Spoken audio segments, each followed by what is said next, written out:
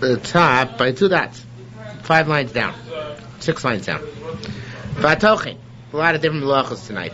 Hatochin. Ahin d'shachak melach. Somebody who grinds salt. Or Lieberman says the next word should be hashaf instead of chasaf. Hashaf people in somebody who grinds peppers, the same idea. Chai mishum tochin as grinding. Hayin dechasha gurvasin. Whatever it is, it's a type of building material. And so are motes, chol, afar. These are all building materials. So chashar means to sift them.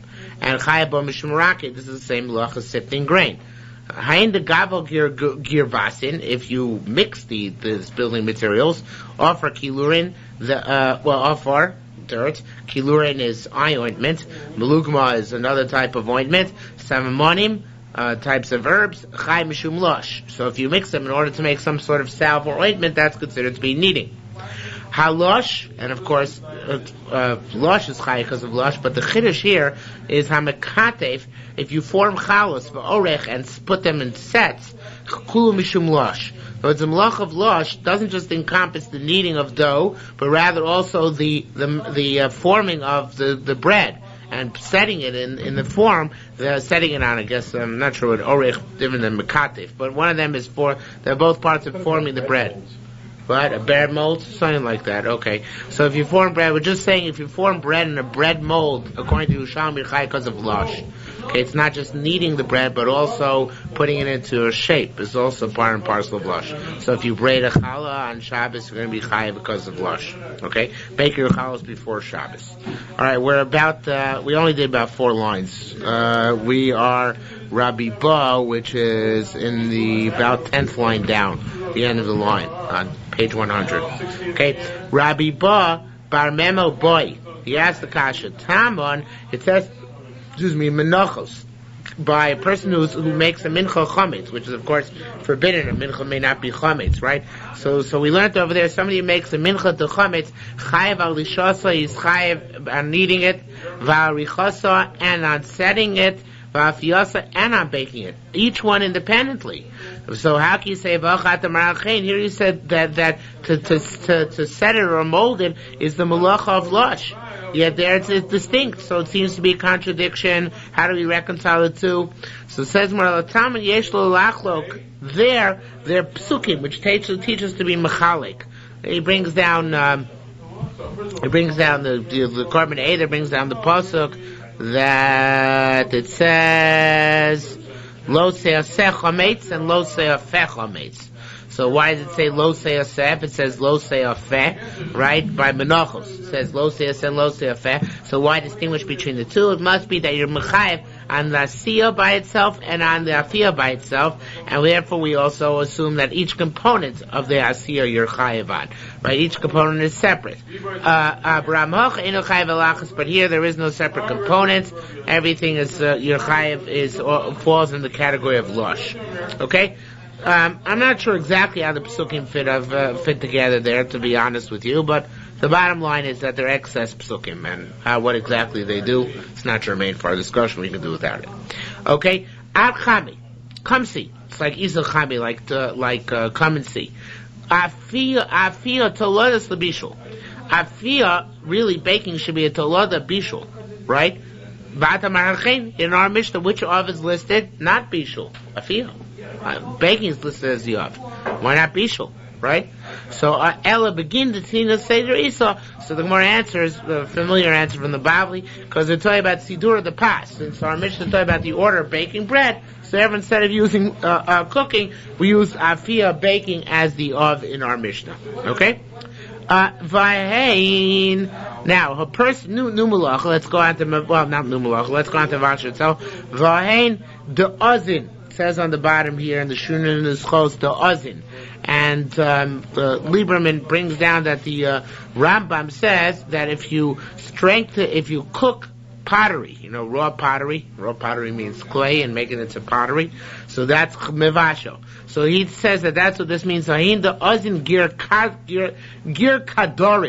Right, Gir Kadorin is, Kador is a potter, Kadero is a pot. So somehow or another you're strengthening your pots, right? By putting him into a kiln, that's considered to be mavashel. On the other end, meshiach, and this language here means Lieberman says it's from the word musach, which means it's not mesiach, but it should really be musach, which means to melt. Okay, so here it's mesiach, or actually metich, it's closer to memtav yud chaf, which means to melt, and bulus, kilus should be bulus, and Jastro says bulus is a kind of clump of glass. So melting glass on Shabbos is chai because of mevashel as well. Making pottery and melting glass are both mevashel. Share zifus, also to melt zifus, which is pitch. Share musarin, another type of building material. All that is considered to be mevashel. Why? Because you melt it in the fire. You kind of heat it up in order to make it into malleable. Now, no, right there, yeah. It's opposite the Nun Dalet in the Ein Mishpat.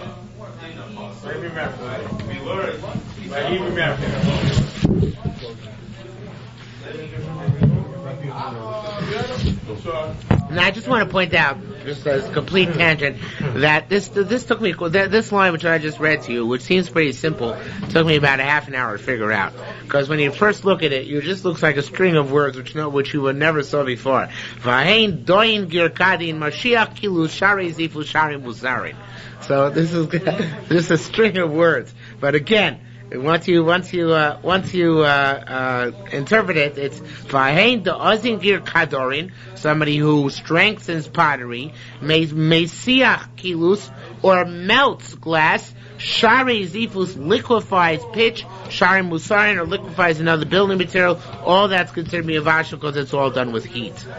Rabbi Avo b'shem Rabbi Yetzer Chanina said, "Hamesi chavor," somebody who melts lead. Same idea. Chai mushum mavashel. That's considered to be cooking. Hatzole, roasting. Metagen, frying. Sholek, overcooking. Vamashen, smoking. Kulam mishum mavashel lo chai, because of bishul. Okay.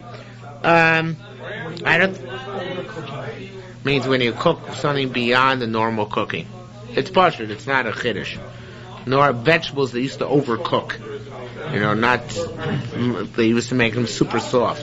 It's kind of make almost soupy. No, it's a continuous process. The Kilian Hashas makes something here of Ma'ashin. I guess maybe in the Bavli, it doesn't say explicitly that he brings down.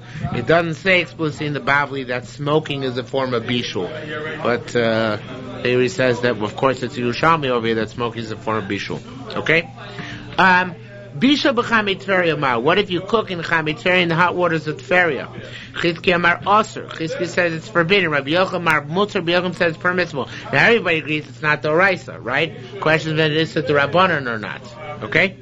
So Amar Ramona, we had that in the Bavli as well. If you remember, the Bavli discussed in the context of the sugya of Toldo of Chama, of cooking in the sun, also cooking in chamei tferia as being similar. Okay?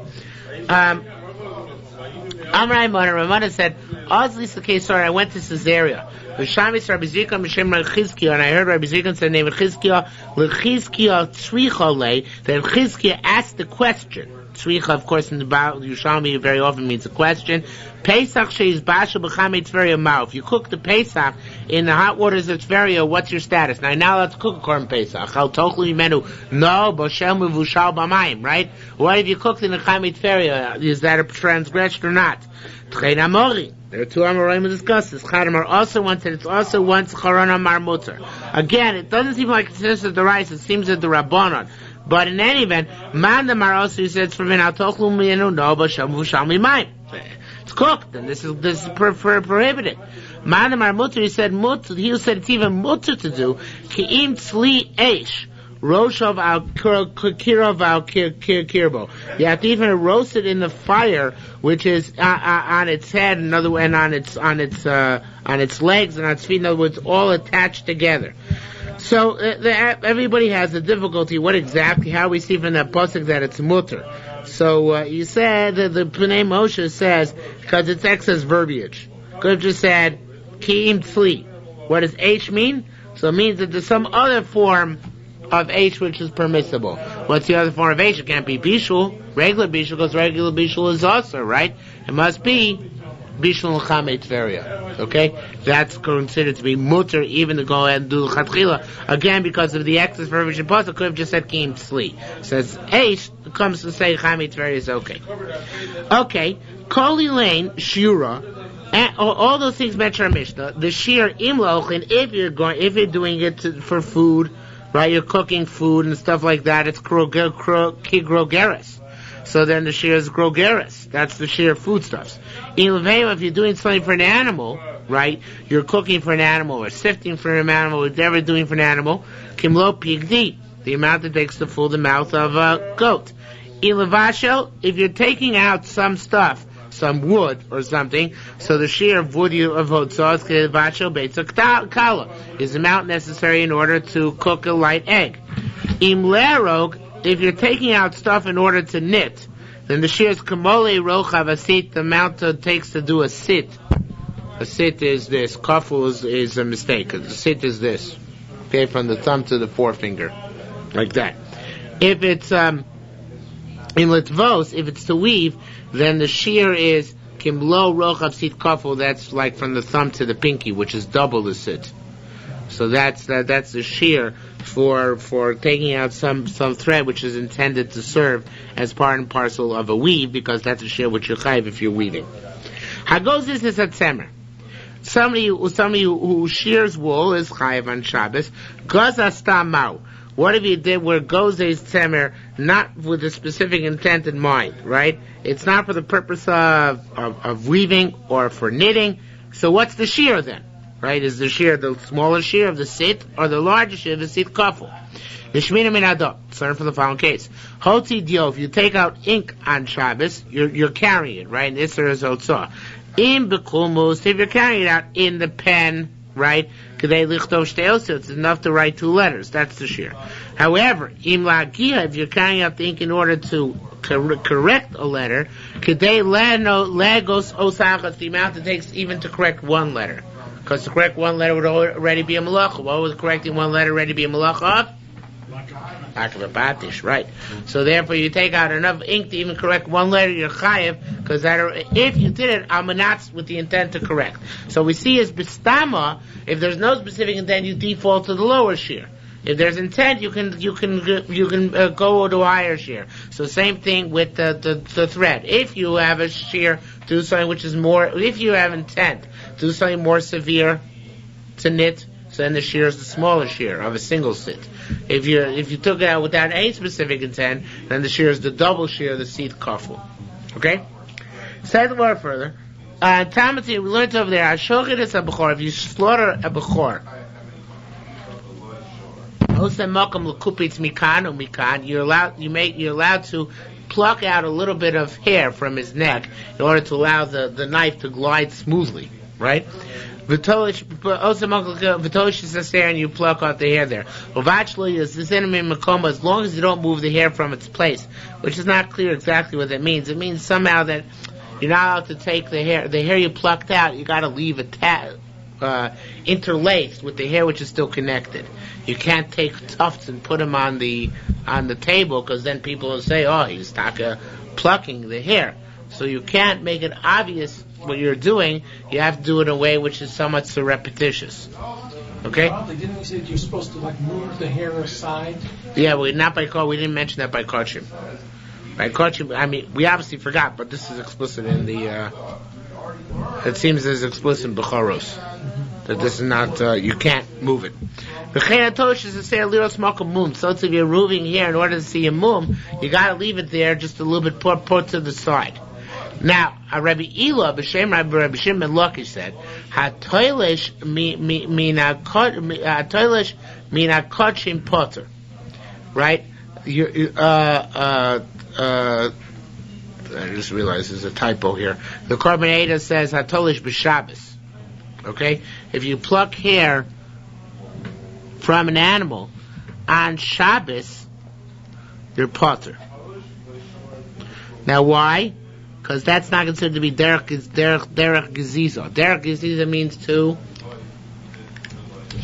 shear with a Scissors or shearing, a shearing implement. This is just plucking. Plucking is potter. Okay? Rabbi Yaakov ben Acha, Rabbi Reish Lakish Gedaita. Reish Lakish follows the line of reasoning.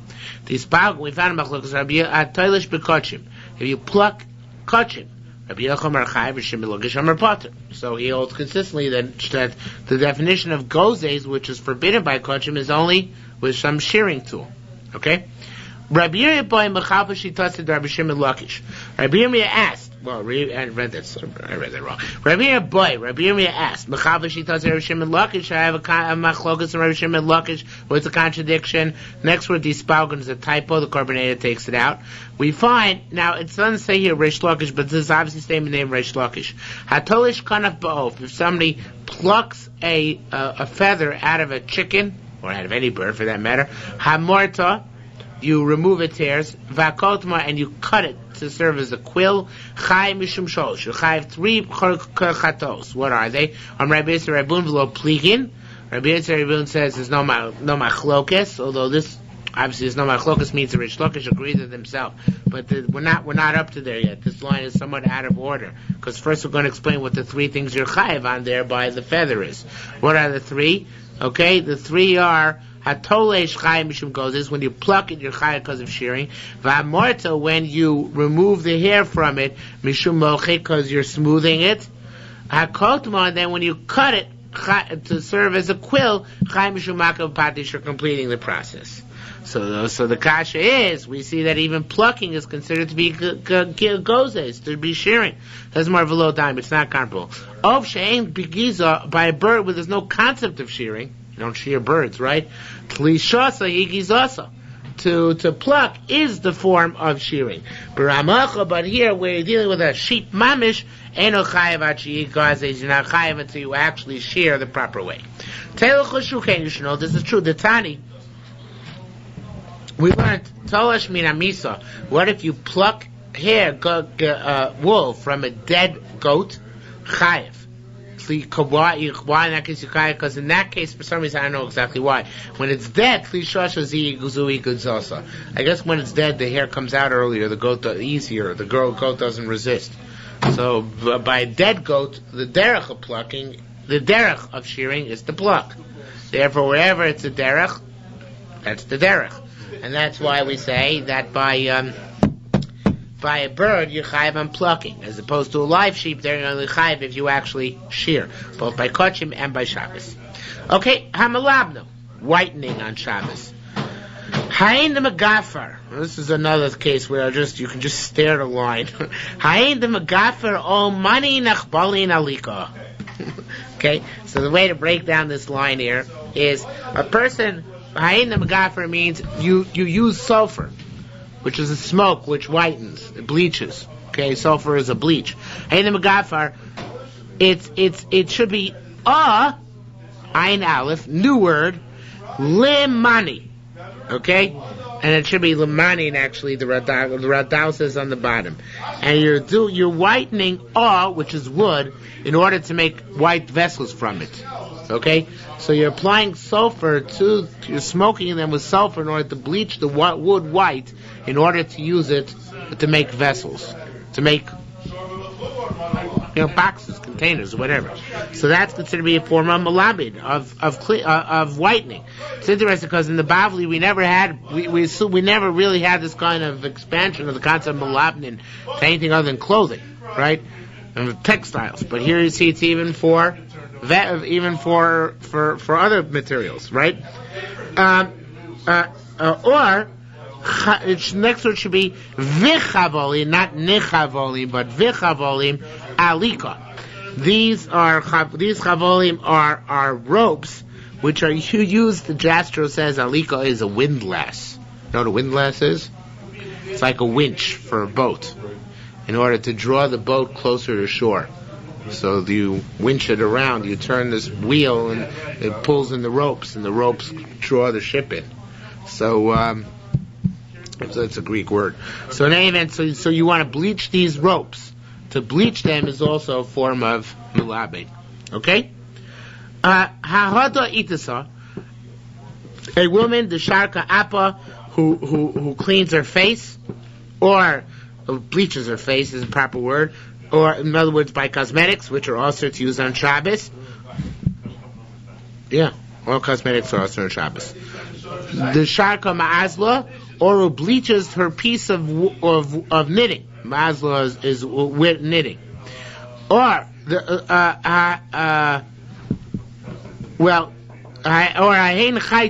or a tailor. The Yoav Chuta go pume now. Marabnei Moshe says everybody knows that this works. You put actually says you put a thread in your mouth and you suck on it. It makes it wider. Okay. The dye came off much easier, right? Rav Kohen b'shem Rabbanan Gesor said, "Hamaintun." Those people who make belts. And somehow they they also bleach it somehow. Chai mishum mulabin, so all these things are chai because of mulabin, because of whitening. Hamanapso. Napso means to card thread, in order to card fibers in order to make thread. Haindan, if you see anybody who cards fibers, or hutzin, leaves, guma, type of rope, chai mishum munapis, all fall in the category of carding. Hatzovo, coloring. Matzvi dyeing. Matzvi of a mishkan. What tzvi did they do in the mishkan? Shir b'sharvatim b'veima. They used to beat the animals baros elim adamim in order to make the red colored leather for the top of the mishkan. It's interesting. What do you see as mutter for this purpose? Tzar Baal Chaim. Yeah, Tzar Baal Chaim was mutter for this purpose. Okay.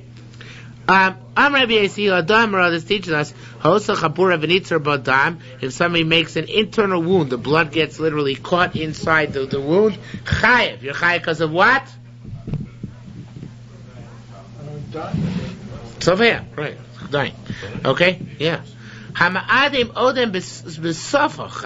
If I beat you on the lip, you're chayev because of coloring. Your lip is already red.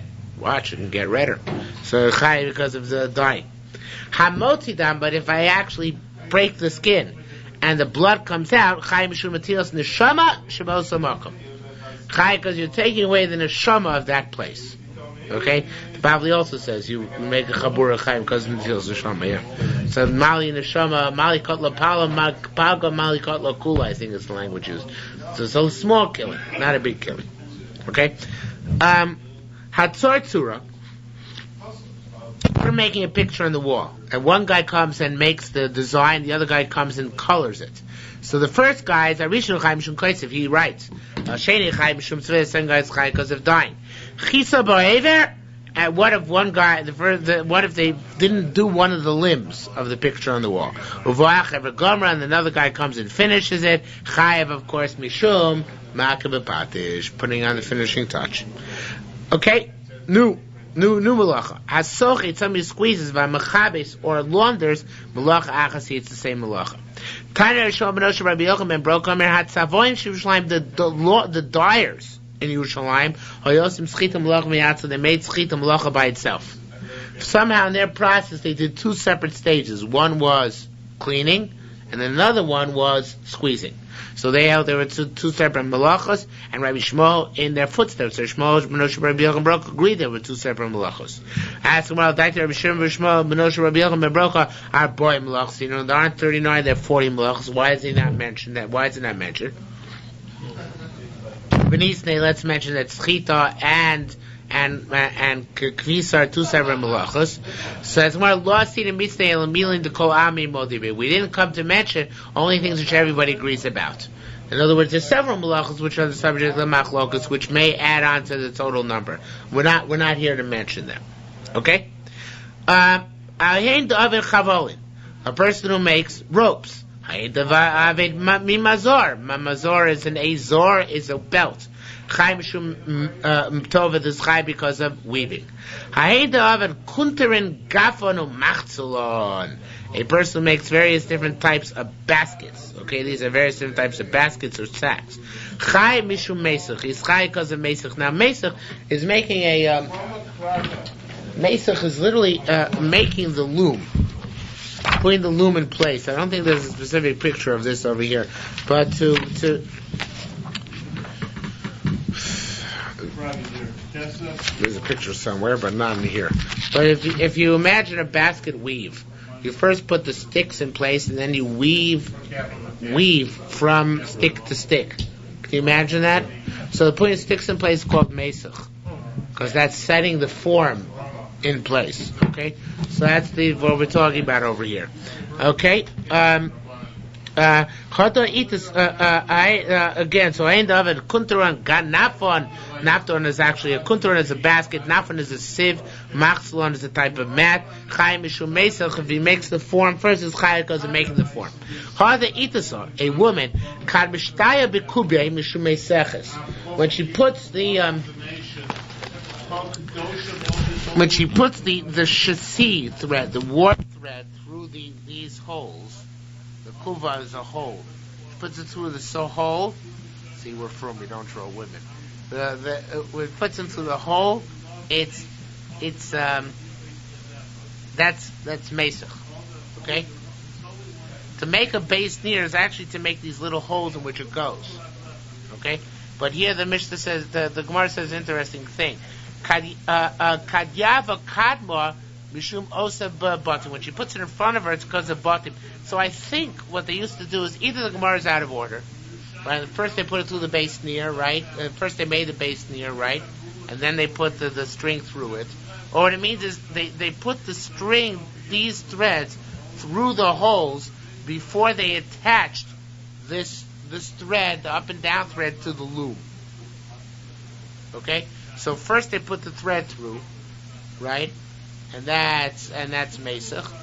And then when they put it up and down, when they tied the base near in place, that's also bate nearing. Okay? So this whole part would be considered to be a base near. The string and the loop in the middle. Okay? Kamekim alone, when she then sets up the loom, she fixes it up after this whole process of erecting the loom, she's chayik as a bona, that's building. Kadmachya, as you throw the shuttle through, right?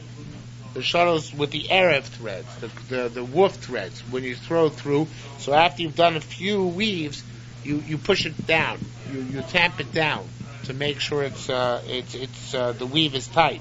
There's no picture of this, but if you go to the Chicago Historical Society, you'll see a very nice working loom, and you'll see how it works. So when you do that, Chai mishum oreges, that's the weaving.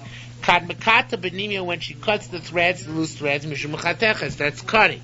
Kad gomra malachta, when she finishes the malacha, makam patish. Hayin de aver kupi. Now getting back to the guy who's making baskets, okay? The guy is making baskets. Kad safar mishum mesach. When he starts making the frame around, therefore you can't put it. That's mesach. Kad machayit, when he starts Why did you possibly what? Stitching. Yeah, I think it's stitching. Yeah. Kad machayit mishum toifer machat. Kaf, when he bends it over, interestingly, I don't know, you make the base and then you build the sides, right? So when you turn this to the sides, that's bonet. I don't know exactly why. I mean, I guess because till now you've been going flat across, and now you're building a wall, so to speak, for the vessel. Even though it's a very small vessel, that's considered to be a foreign binyan, right? Kad mekateya, when you cut the excess, b'shum mechatech. That's called cutting. Gemara malachta, when you finish making shum makav patish, that's makav patish. Hayin David milanar sign. This is you make a bed. Now the beds, the way they were made, or still made, and not the beds usually used, but the beds they have crisscrossing ropes in order to support the crisscrossing beams, actually, in order to support the mattress. So orech, when you put the long beams, that's mishum mesach, that's setting the frame. L'rochav, when you put the cross beams, that's mishum oreg, that's weaving, right? Because you slip them in and out, right, in order to form the weave. Kankalatin, now this is obviously in the wrong place, but this is somehow or another, this is some system you use in order to help you do the weaving, and those are tantamount to the bate near. Right? I don't know, you do that in a bed. I'm not sure exactly how you do it in a bed, and even if you do it, you would do it before you began being oreg, right? Not after you began weaving. It's somehow some useful tool for for holding something in place. Let's say the long beams, so you put the short beams in. So you put those in, mishum oiseh batim, that's baseh batinirin. Kaim when you cut the excess wood, that's mishum chatech, that's cutting. Kamar malachto, when you finish the work, mishum makabapatish, that's makabapatish. Now shnei nirin b'chaf echod, ushnei chafim b'nir echod. Nobody knows exactly what this means. Lieberman said I should look somewhere where a book I don't have really access to. What Lieberman claims is that truth is, I really should look in the library. Who knows what they have buried there upstairs? But what it means is that each near attaches to the frame by a chaf on the bottom and a chaf on the top. Okay, so if you make two chaf on one near or two near and on one chaf, I'm not sure exactly how it works, and in that case you're chayiv. Okay, either one is considered to be a chiyuv. But what's his name? Somebody takes out this whole line. I forgot who. Oh, the Torah Rishonim in the back. He brings that all it means is that changes the whole line. It says all the line's supposed to say is that if you make two batei near, you're chayiv. Because minimum shiur is not one, but two batei near, two of these little holes in the middle of the roof. Okay? Harek shnei chutim. Somebody weaves two chutim, but potzea shnei chutim. Potzea means to not to weave, but rather to the opposite of weave. Unweave. Undo. Two chutim. So you have kosher matir, and so to somebody who ties and somebody who unties. Ask where makshiro is the mishkan. What are they tying the mishkan? Shul koshernis on meisorim. So he says that they used to tie the sections of the mishkan up. Ask where. Wait a minute. V'lo l'shoy. So was it not temporary? And we know the malachas be permanent. So I learned from the mishkan was temporary because it's constantly traveling. Says the Yerushalmi, very interesting answer. Tosfos brings it down in the Bavli. The Yerushalmi says, since when they camped and traveled, it was based on God's say so, Kamishul Olam, so every stop they made was permanent. Right? Because permanent until God changed his mind. So therefore every stop had did a permanent, so therefore every knot had the din of a permanent knot. Okay? Rabbi Yosef said, no, on the contrary.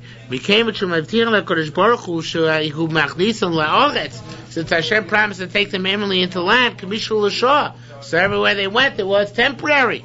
Right? We don't resolve that. Alright, Pinchas, One second. So we can't learn out kosher from tying the section of the Mishkan together, because that was always done and undone, done and undone. So we have to learn kosher from somewhere else. Yes. Before on the kosher estimate, sorry, and so that it's really not an aspect of erecting the Mishkan. Well, it's not an aspect of. Oh. It says because Sheichonim knows about the question is it's Lefi Shah, so it's only a short period of time. The answer is it's not. It's really not. It's not an element of time. It's like I will gather them now. If it's Al Dibur, it's not time. Yes, you're correct. Yeah.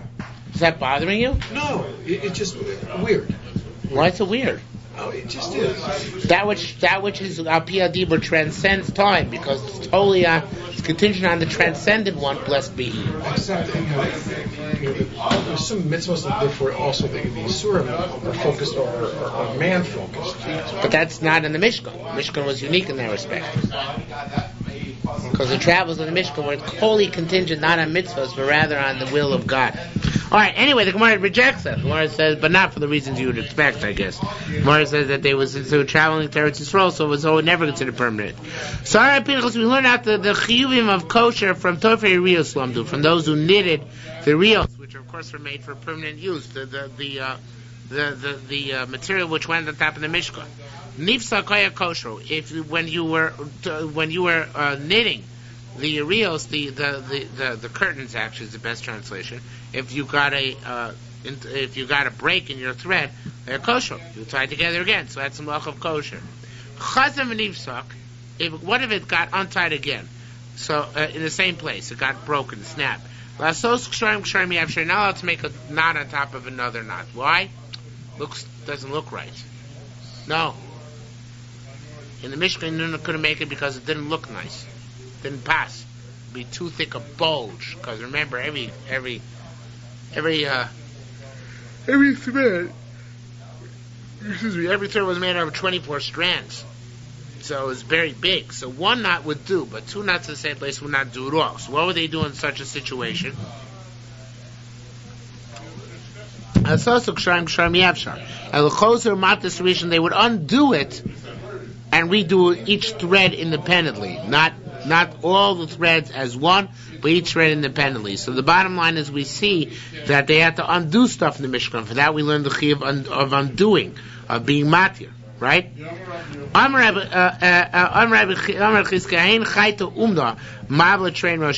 expert tailor, like the ones in Mishkan, would be able to put it would be able to connect the ends of two threads. It would not be discernible. It would be like an invisible weave, because it'd be able to connect them together so well.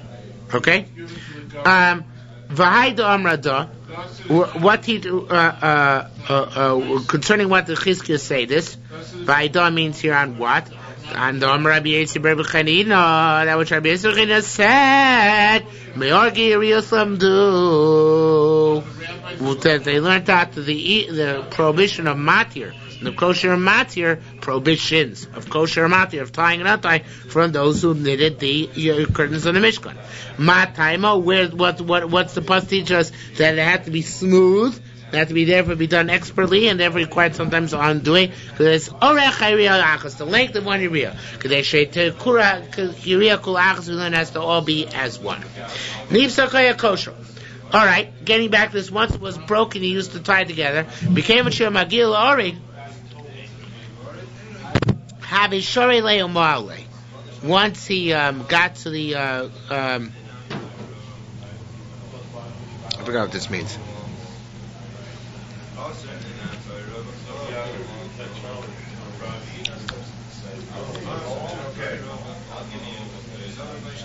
The Gemara discusses other taxes and who must pay them. Rav Papa Rama Kirya Chadet. Rav Papa imposed the tax for the purpose of digging a new well.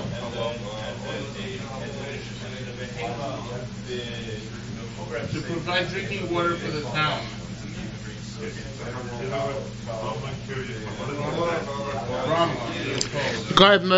Moshe says, just reiterates the prior point. The once you reach the place where there was a break, so you would undo it and redo it in order to make sure it remains smooth. I think the Korban Eidos says something that you take the sides and you would fit them in. It's the same idea. Like I was saying, in other words, you would take, like the Chayat Umad, like the expert tailor would do, he'd take two ends and somehow weave them in together. All right. Rabbi Tanchum Hashem Ravuna said, even though the cross section, right, the cross thread, which would go across, there was no interruption in it, nor any tying together. Yeah, even though it seems like Shasi thread, the thread across the loom is always thicker than the thread thread on the loom. It's always thicker than the thread thrown across the loom. Okay, so the erev, which you throw back and forth on the shuttle, has more of a tendency to break. Nonetheless, in the Mishkan, they're very meticulous, and with no bulges, breaks, or knots in even the erev thread. Okay, has to look particularly completely perfect. Okay, says the Gemara further. Tanya Rabbi Yossi said, "Chosel shel tamarim." We just had this very recently in the Bavli, only about a month ago. Chosel shel tamarim. If you have a wrapping of dates, wrapped in, say, a basket, a closed basket. But Talish Shadmarim, similar, another type of basket. Korea Mat, you're allowed to rip open the basket to get the food, which is the principle of opening cans on Shabbos, right? You're allowed to rip stuff open in order to get the food.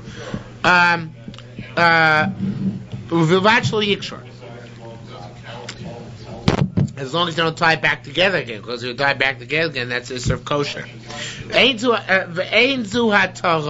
Ask the Gemara, hey, wait a minute, is this not untying? Says the Gemara, no. It's like breaking. hey, breaking is okay. It's only untying which is usher.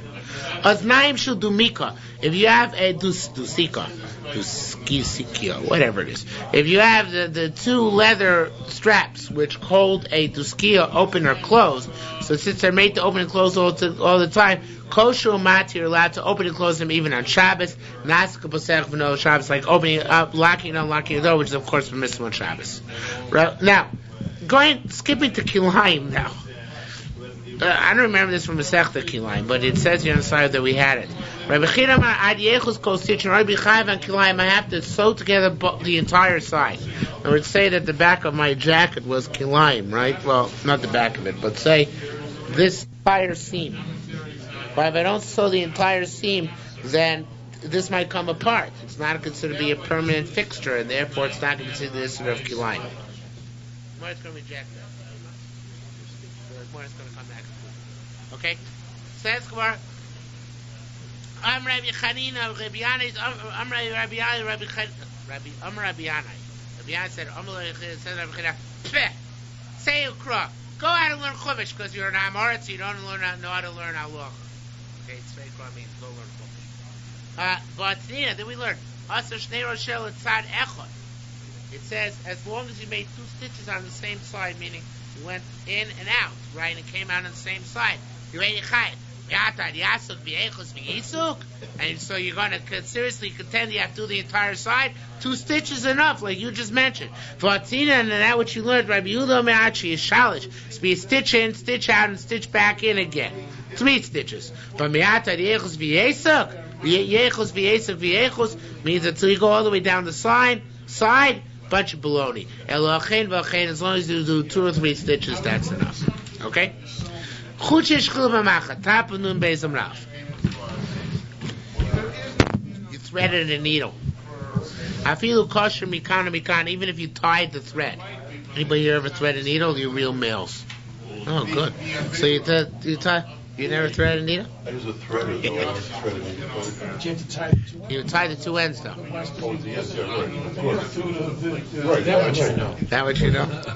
It's getting the thread to the needle. Okay, no, but the thing is here, we're talking about even if it's tied at the end, ain't no chibur. If the needle becomes tamei, it's not considered to be mechuber to the thread. Okay, so if the needle becomes tamei, it's not metamei the thread. Is that clear? Because it's not considered to be inherent chibur. Tafel beged. What if you tie this is a very lomdish thing. If once, however, you stitch a garment, so then achut chibur labeged.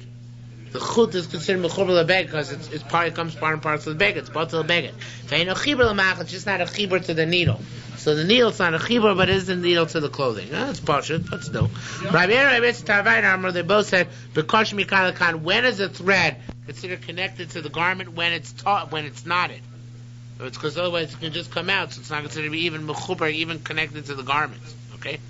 Milayin the Rabbanan pleading. The words of rabbis were arguing this. Rabbi Yerushalmi Rav hametach tzdadim b'Shabbos. If you have a loose seam and you pull it on Shabbos, chayim shutar chayim because of teifer. So if you have to tie it besides pulling on it in order to consider it to be true sewing, no mar mishum teifer mishum kosher. Let's say chayim because of both to sewing and tying. It must be that in order to be considered sewing, you don't have to tie taket. Just pulling the seam in without tying it already makes you chayiv. So it must be that we argue and we say that it's something something considered to be sewn into a garment and to be chibur to a garment even if you didn't tie both ends. Okay? On we go. Kriya bivgadim v'chituch boros. It says kliya, I know, but it's a typo. Kriya bivgadim. It says in Mishnah Chayiv and Korei Nechayiv because of chituch. What's the difference between kriya and chituch? Kriya, you rip garments. The chituch boros, you cut hides. Hides you don't rip. Kriya bivgadim bamtza. When you rip garments, you rip in the middle. Remember, you rip a hole in the garment, the one you're chayiv on, it's not makalka. Makalka is pot. It's when you make a rip in order to sew it up better, in order to give it a better seam. So that's in the middle. V'chituch boros, when you cut the leather, it's minatzah, it's on the side. Some said the exact opposite. Kriya boros, you rip leather. V'chituch b'gadim, and you cut garments. Kriya boros, when you do kriya by garments, Well, by leather when it's soft. When you cut garments, being levadai when they're tough garments. Hatzat somebody who hunts down a chilazon, which makes chelas, or patzo, and makes a wound in it. Right? Tani, those who said chayiv shtayim, he gets 2 korbanos. Tani, some said ein chayiv alos, only 1. Madamar shtayim, Usi said 2, achas michum tzad, 1 because of hunting, achas b'shul disharm, 1 because of killing. Madamar achas, you said only 1. Haida, which one? Mishum disharm because of killing. The late Seder asked more, why not because of tzad? Why not because of hunting? Because of Rabbi Eliezer, said Rabbi Avo, Rabbi Shem, Ben Lakish, B'Shem, Rabbi Meir said. You know what they said? They said there was no hunting in the desert. Hunting is not a malacha d'oraisa.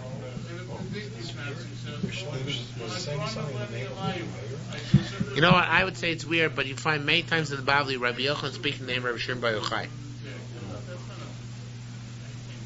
So they had traditions going back. It's as if he said in his name. It's Rabbi Shimon Lakish B'Shem, not Omar, right? It's not a direct quote. So anyway, there was no hunting in the desert, which is an amazing concept. Probably never mentioned such a concept. Why is there no hunting? Because everything they had with them. For example, what was the tachash? Min Chayei Torah was a special type of kosher animal, Borah Kodesh Baruch Hu Moshe Midbar, which Hashem made from Moshe Midbar. Came and Chasa Ba Malacha. Once he did Malacha with it, Melech Samishka Niknaza. So it became extinct. Rabbi Avuna Mar Keresh Hayashmo. His name was a Keresh, and what's a Keresh? Tani Rabbi Yesha. Rabbi Yesha said the Chad Keren was a unicorn, one horn. As it says, V'titav LaHashem, may this be better for God, Mishorpor, from an ox who's a bull, Makrin Mafris, who has glorious horns and glorious hooves. So Makran, even though it's red Makrin, it says Makran, and Makran indicates that he only has 1 horn. Okay? Hashochto, some of you slaughters on Shabbos. Rabbi Shimon Logan said, Amar leitz kan shchita. You shouldn't really say shchita, it should say chabura, wound. Shchita tolodas chabura hi. Why is the chabura? Say chabura. I begin to just say the surah to mention all things to do in the order of preparing your meal. Seeing on Imad Nisa Imad that ever mentioned shchita, which is a more part of it than the alternative, which is to make a wound. Hamabdo, tanning. My ibud haya b'mishkan shemsartim boros, because they would make designs on the hides. Okay. What would they make designs? They would make lines, straight lines, don't know where to cut. I'll just tell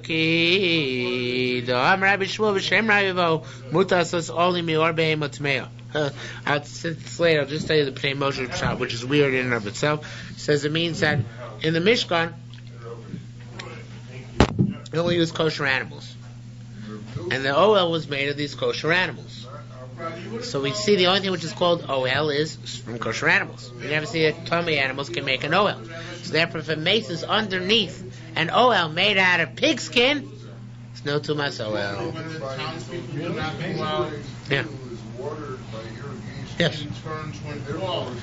I don't know if he passed in that way, but that's how he interprets the Gemara. Okay? I'm sure we don't. But how many tents have been made out of pigskin? Very few, probably. Hamamachko. But other trick animals. Maybe bearskin, donkey skin, same idea. Yeah. Hamamachko. To smooth. Ma'amachiko is a mishkan. They smooth the mishkan. Zira barchina b'shem Rabbi Yechayah said shushavis amud. They would smooth the leather on pillars. Hashavis or agabi amud. Somebody smooths the leather on a pillar by rubbing it back and forth. Chayav.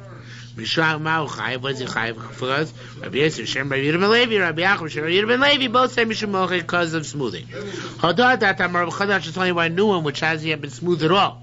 Aval b'yoshem, but it's an old one to re-smooth it. Machlokas Rabbi Eliezer Chachamim. It's Rabbi Eliezer Chachamim. They spoke and they argued.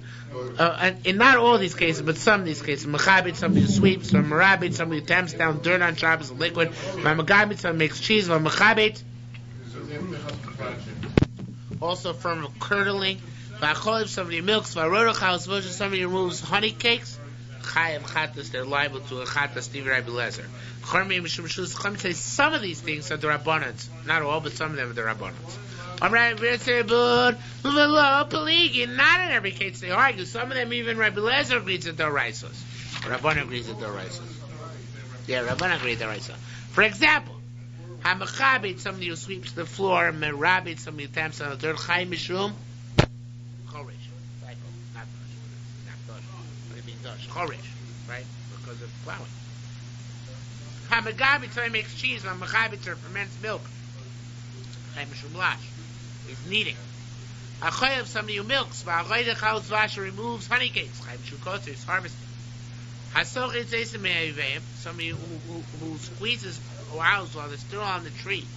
Chayim mishum kosher. It's chay because of kosher. It should be harvesting. The meaning is going like Rabbi Lezer, because Rabbi Lezer holds that you can harvest honey, so you might as well be able to harvest olives as well, right? Even though you're not actually removing the honey, you're just removing the olive oil, and then the olives, you're just removing the olive oil. That suffices in order to make you chay. Okay? Rabbi Chia b'shem Rabbi Yohan said, "I'm go rare rashi klunsos. If you take off the heads of pillars or beams on Shabbos, chayim mishum mechatev. That's considered to be cutting precisely, and that's awesome. Hamarech is planis. Somebody who spreads a bandage on Shabbos, chayim mishum machi is chay because it's smoothing as well. It has a salve on it. Okay. All right. Listen, this is where I got up to, and we did too lot. So why don't we stop here?